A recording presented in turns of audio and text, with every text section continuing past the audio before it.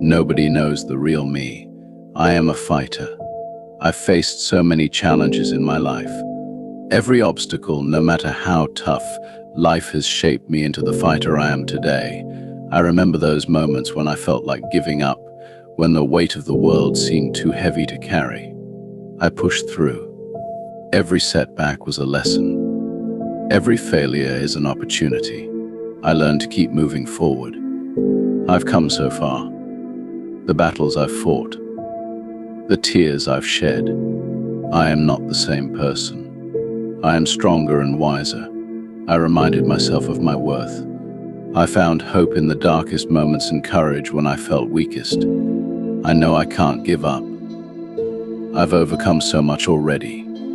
I owe it to myself to keep fighting. Giving up is not an option. And I will keep moving forward no matter what.